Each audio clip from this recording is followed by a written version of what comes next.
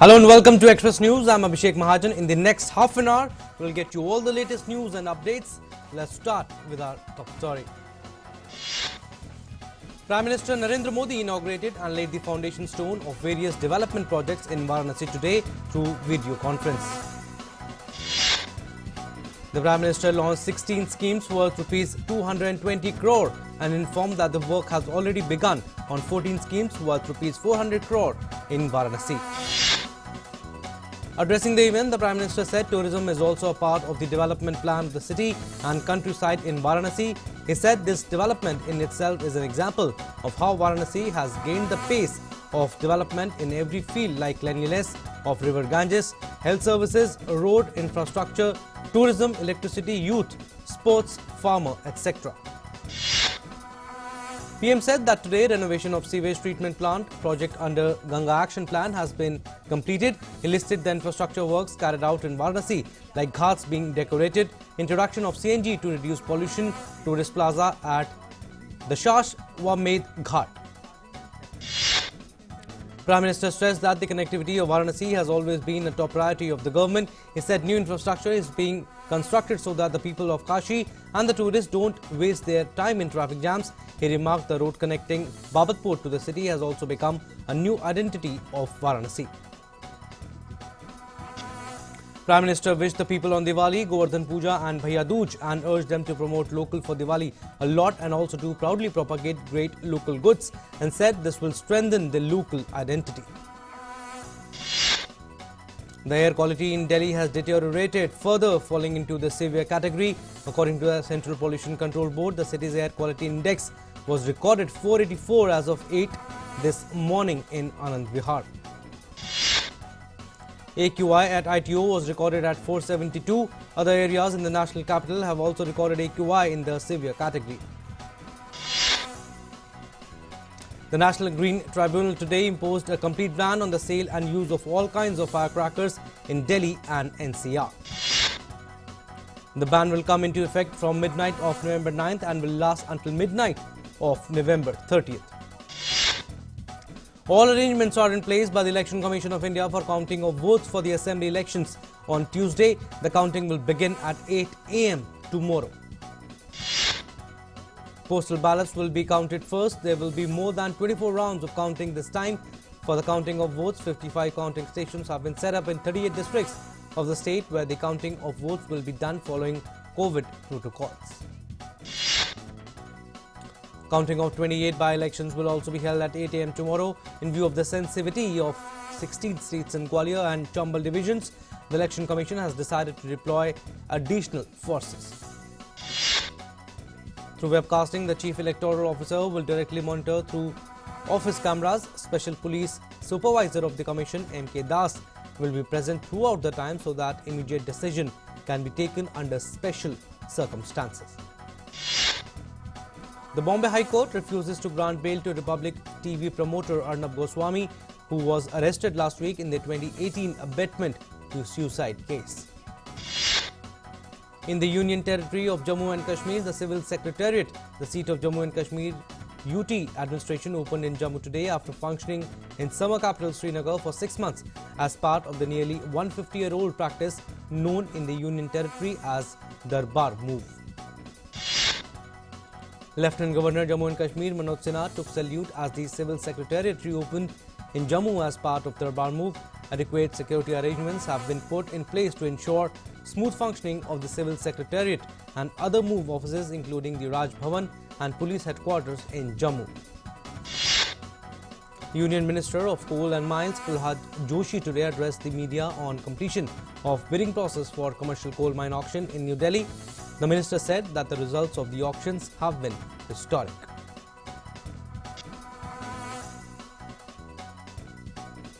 Union Health Minister Dr. Harshvardhan chaired a virtual meeting with the health ministers of Andhra Pradesh, Assam, Haryana, Himachal Pradesh, Kerala, Punjab, Rajasthan, Telangana and West Bengal on the COVID-19 pandemic. In the meeting, health ministers said that the recovery rate in the country is increasing. Now extra caution is needed at the time of festivals to prevent further spread of coronavirus. For the second day, new cases reported in the last 24 hours remain below 50,000 mark.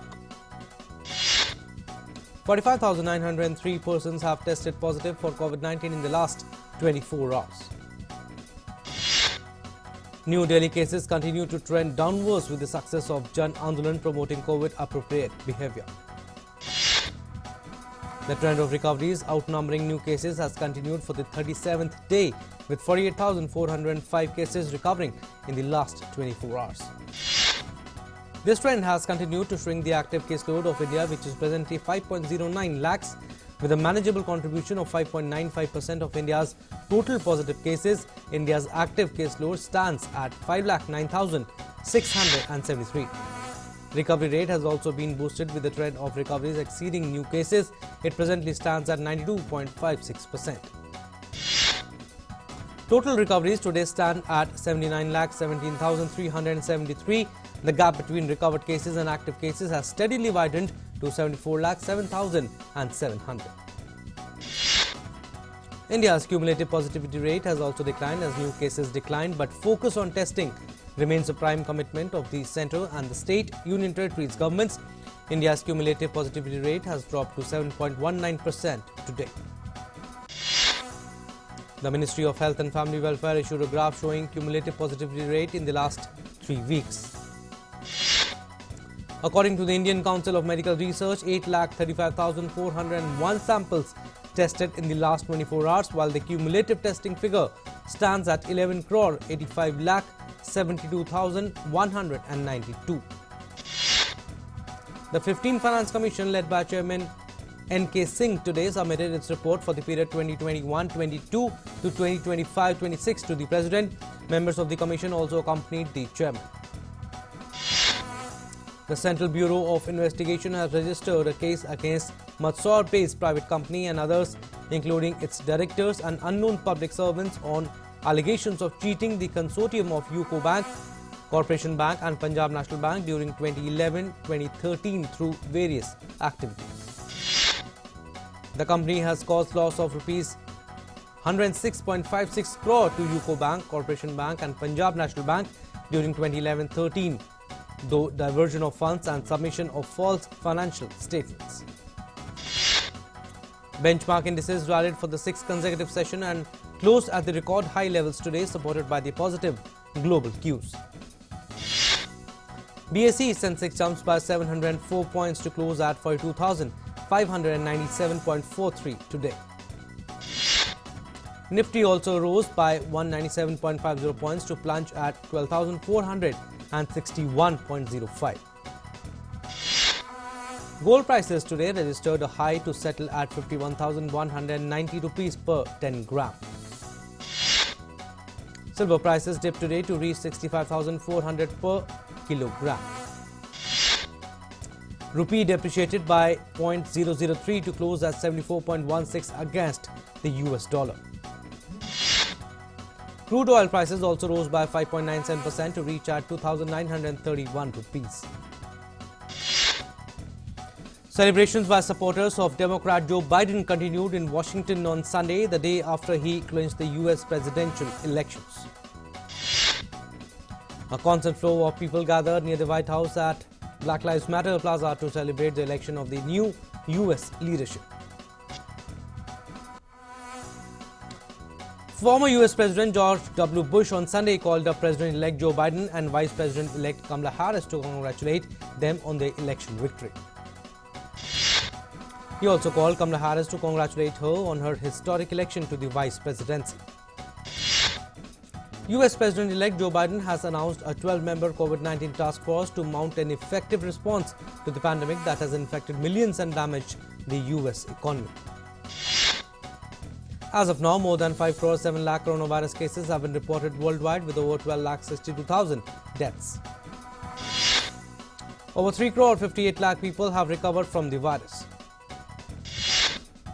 The United States continues to top the list among worst hit countries by the pandemic so far, with the highest number of infections and fatalities. The US has crossed the 1 crore mark in terms of COVID-19 cases, with over 1 crore 2 lakh cases of coronavirus, with the death toll surging past 2,43,000. Slovakia held a second round of nationwide coronavirus testing on Saturday and Sunday in an effort to curb increasing infections. The testing sites were opened at schools, sports grounds, theatres, car parks and companies. In Žilina, northwestern Slovakia, testing was conducted at old synagogue converted into a cultural centre. General elections were held in Myanmar yesterday. Voting occurred in all constituencies to elect members to both the upper house and the lower house of the Assembly of the Union, as well as state and regional Hluttaw.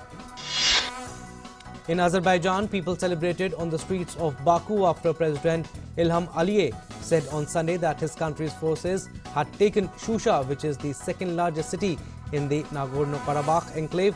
However, Armenian officials deny that the city has been captured.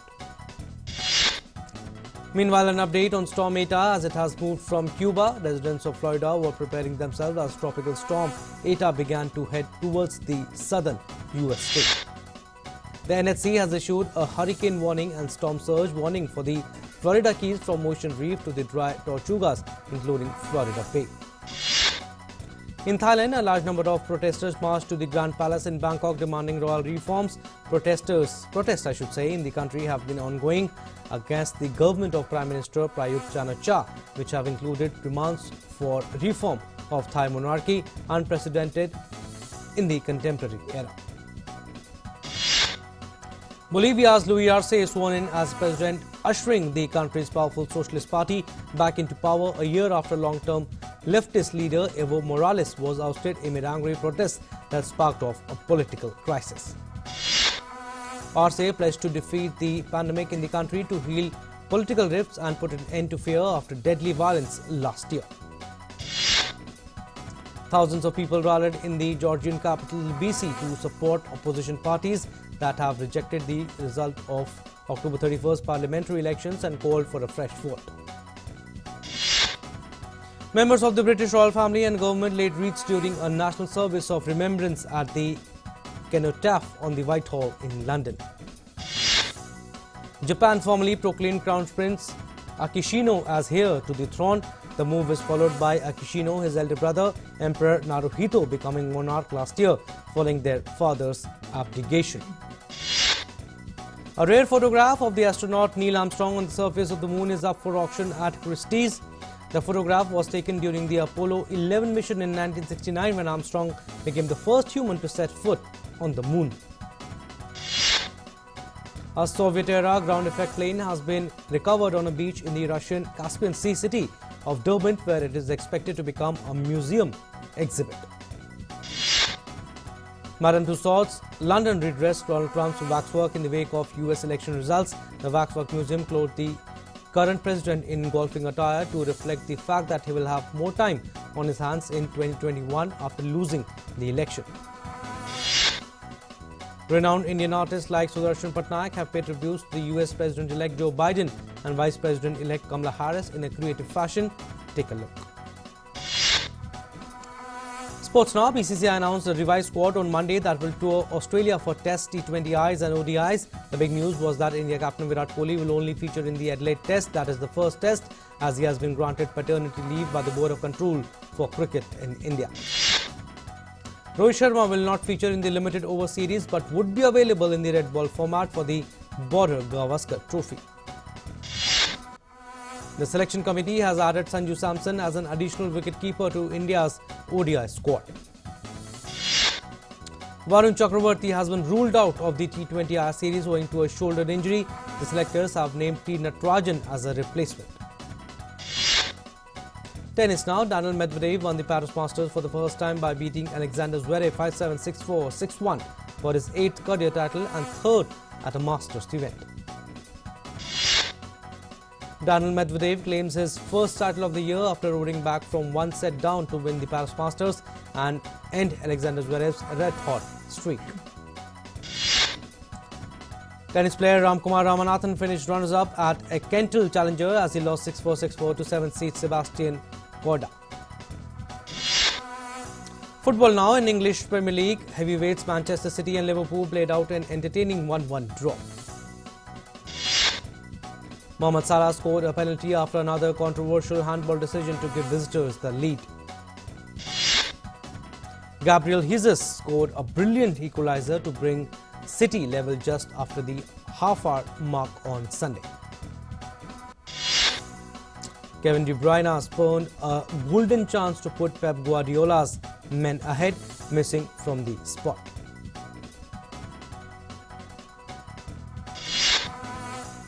Jamie Vardy fired Leicester to the top of the Premier League after a gritty 1-0 win over Wolves.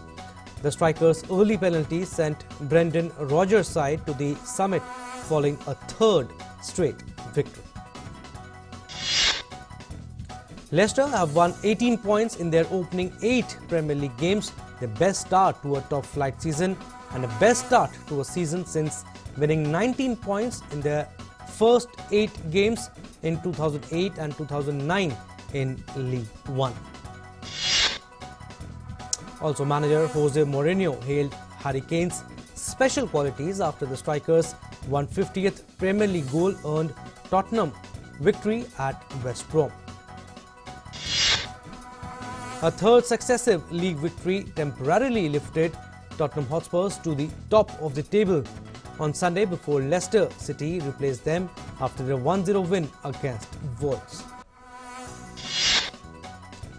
Aston Villa now stunned Arsenal at the Emirates Stadium to return to winning ways.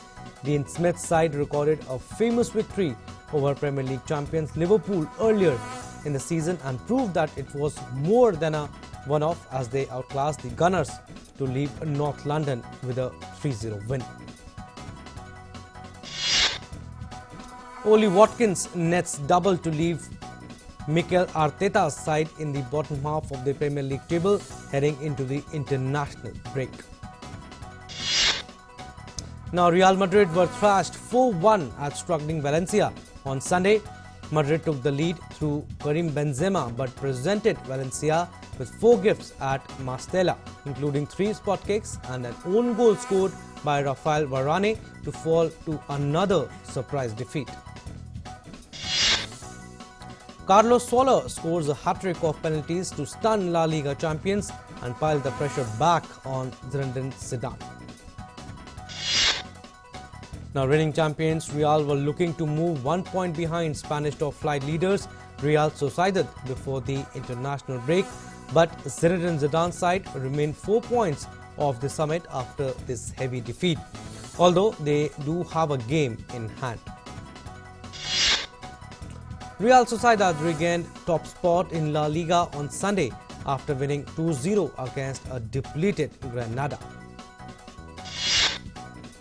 Goals from former Arsenal defender Nacho Monreal and Spain winger Mikel Oyarzabal helped the host Real Sociedad to a 5th consecutive win.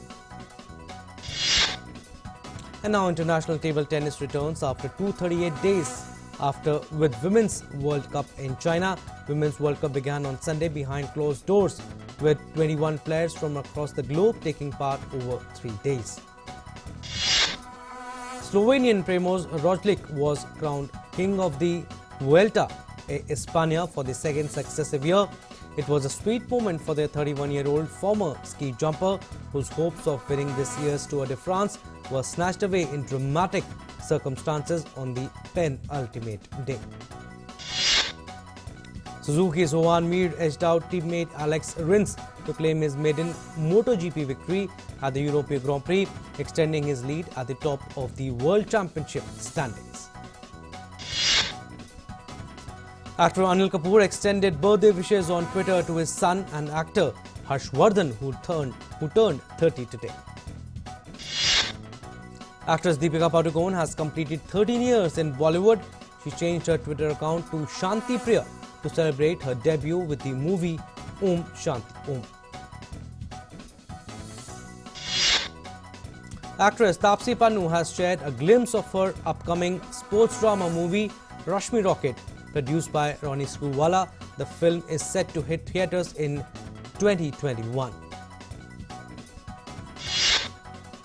Actor Shah Rukh Khan will feature in Aamir Khan's directorial Lal Singh Chaddha. The film is Hindi remake of Hollywood movie Forrest Gump.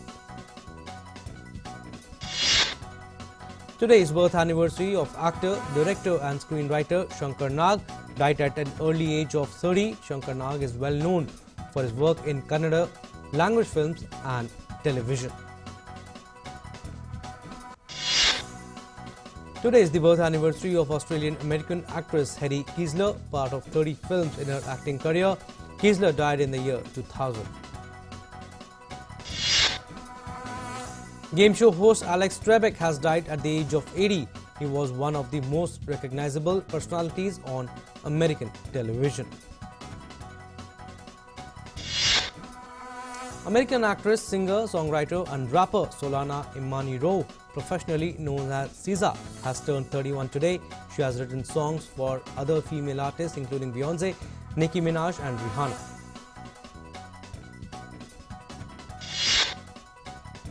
English actor Tom Holland has thrown his first look in the movie Spider-Man 3. The movie is slated to be released in December 2021. Actor Johnny Depp said he is resigning from the Fantastic Beasts movie franchise after losing a libel case in Britain against a tabloid.